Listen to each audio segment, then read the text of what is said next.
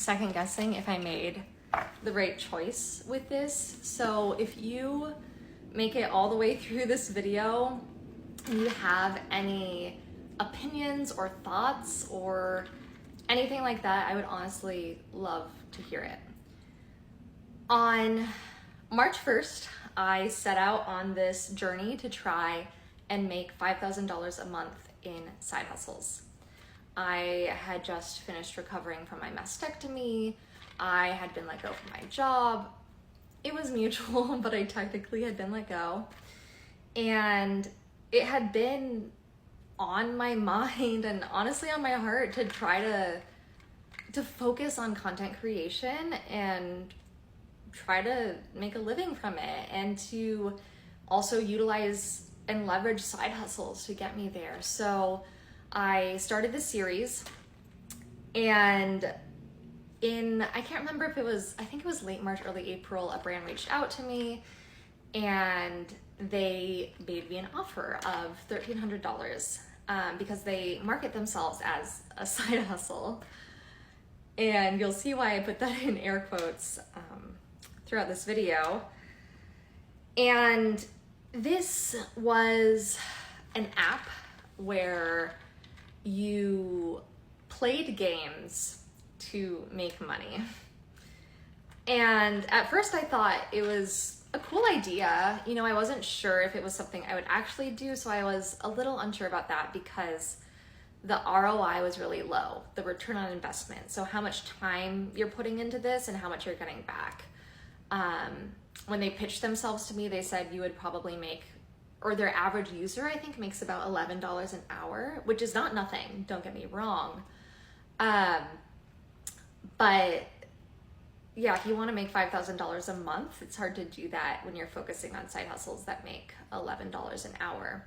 But I thought, hey, maybe this would be something I can and should promote to my audience, because maybe some people just want to play games and have fun and make a few extra bucks a month and maybe go out to coffee an extra time a week or go out to dinner an extra time a month, you know, something like that.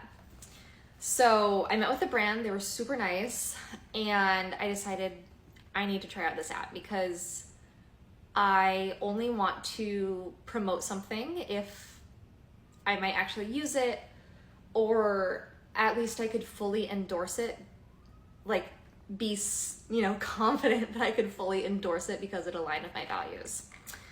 And here's the thing about this app. You are not making $10 or $11 an hour. You are making $0 an hour until you got to level 19 of the game. At least that was the offer at the time. So on this app, there are different games you can play and they have different offers going on, and those offers do expire. So at the time I was playing this game, you would make $170 if you got to level 19, but you also had to do it within a certain time period before the offer expired. So I think I had like 7 days. And there are a couple things that really bothered me about the game. The first is that it was kind of boring. Like, it was not intellectually stimulating. There was no strategy. All you were doing was pushing this button over and over and over again to try to accumulate points. The other thing, and this is what made me ultimately say no to this brand deal, was that you had to have a certain amount of points to like move through the game and get to certain levels. And the game would have all these pop-ups as you were playing, trying to get you to buy points. And at a certain point, you would even run out. Like, it wasn't even an option anymore. Well, technically it was. So I ran out of points on level 2, and I got the pop-up being like, spend $4 to get points, or maybe it was $2, I can't remember. But if I didn't spend that money, I had to wait, I can't remember if it was a full day, but it was a substantial amount of time before I would get any points for free. So I couldn't play that game. So you're on the clock, right? You have to complete this game by a certain date, but you literally might not be able to, or at least you're feeling pressured to buy points. And I had this revelation. I was like, this is how these apps make their money. Like, I've always wondered how they make their money. This is literally how these games are designed to, quite frankly, manipulate you into making purchases to try to get to this level. And I would bet the vast majority of people do not get to that level. They either get bored, or they decide they don't want to spend the money to like get there in a certain amount of time. They forget about it, etc. And I'm not saying that no one makes money with these games. Like, people definitely do. Like, I'm sure some people do, but I mean, that's how MLMs work. Like, most people lose money, but there is like 1% to 2% that actually make a good amount of money from MLMs. But anyway, yeah, that just didn't sit right with me.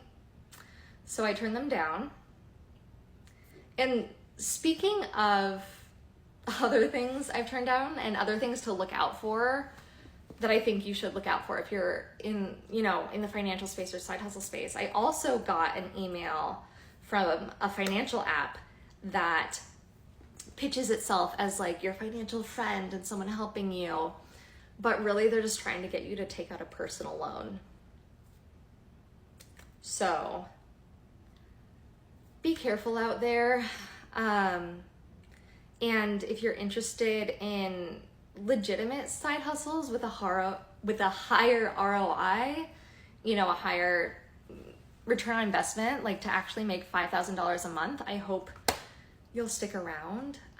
Specifically content creation and UGC, because those are kind of where I've gotten the ball rolling. But also, if you're interested in financial content, I really do make content to try to help people, and I'm not hiding anything. And I've done this all through experience. I've never made a lot of money. Like, the highest I've ever made was $28 an hour, and that was for less than a year. I've always made an average or lower than average income. So, and I've been able to, through budgeting and spending mindfully and investing, I've been able to leverage money and live a life that I truly love just by having a money management system. So I really want to help people. I also really want to pursue my own goals of doing content creation full-time and sustainably. So that was my cat. I don't know if you heard that. Anyway, I'd love to hear your thoughts. Thank you for watching, and I hope you have a great day.